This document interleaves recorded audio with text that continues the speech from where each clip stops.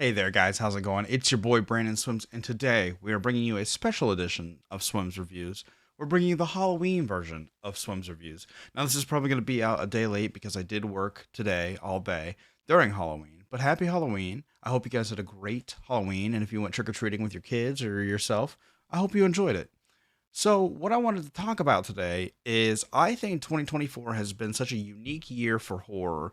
And in my general opinion, I think it's been one of the best year for horror movies and movies in general. This year has given us some of my favorite movies, and to name a few of them, I've got Alien Romulus, The First Omen, Terrifier 3, and Long Legs, just as a few of them. Now, there have been some bad horror movies this year and last year, but I think that the majority of horror that's come out this year has been very well done, well produced, well written, well directed, and we've got some of the most well-rounded films this year and some new films and new takes on horror.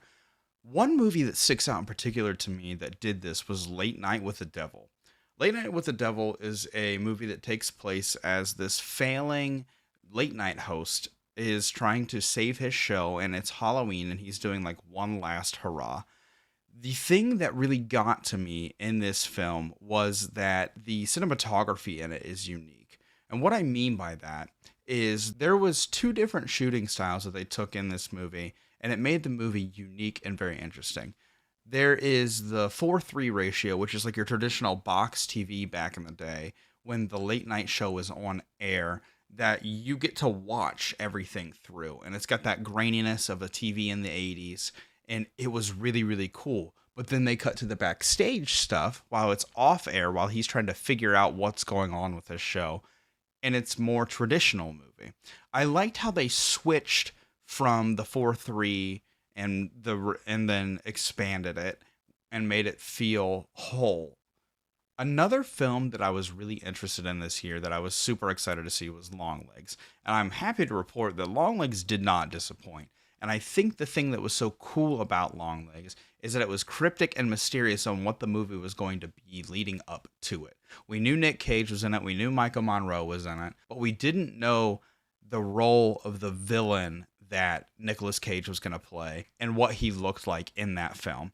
And I think that it works in such a unique way because even in the film, it takes you a while to reveal his character. I think another thing that really stuck out to me in this movie as well was the cinematography. They have a scope feature where some of it has those black bars on the side, but then as they get back into the story, it expands again. And it was super cool to see how they went back and forth in between that because that was their way of telling you this is what's going on currently and this is what's going on in the past. So the film follows Michael Monroe's character in this like Silence of the Lambs esque journey. She reminds me so much of Clarice in this movie, just the way that she's like investigating this. There's this creepy villain, etc. And I think that my favorite thing that stuck out to me from this film was that as you watch it, your anxiety continues to build and build and build and build because the film isn't jump scary. It's very campy. And what it does is it does certain things to kind of get under your skin and just kind of, make you feel a little off. It doesn't rely on jump scares, which I don't think there's anything specifically wrong with jump scares, but I feel like a lot of horror movies are built on jump scares, and sometimes that can make or break the movie. This movie has maybe a couple of jump scares, but ultimately the horror of it is the psychological horror and its tension that just builds throughout the film. When I left this film, I think for about an hour and a half after the movie, I couldn't stop thinking about it. And the anxiety that built during the movie, I kept having because it was just creepy. It was weird. And I like that. I love when movies stick with you and give you that creepy and uneasy feeling for an elongated period of time. I think very often it's so easy to watch a horror movie and just be like, okay, I'm going to go about my day. But this one really stuck with me and I really, really enjoyed it. But like I said earlier, I think this year has been genuinely great for movies in general. I think that Dune 2 was good, Twisters was good, Deadpool and Wolverine was good, and those are just three on the list of great movies that I think have come out this year.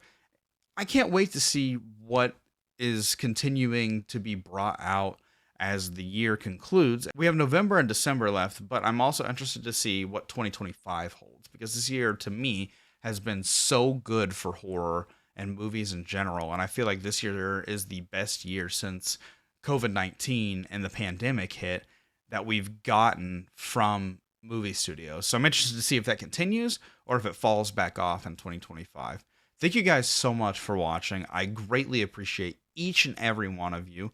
Let me know down in the comments what some of your favorite movies are from this year. They can be horror, they can be action, etc. Just let me know what some of your favorite movies that have come out in 2024 are, and I'll catch you guys in the next video. Peace.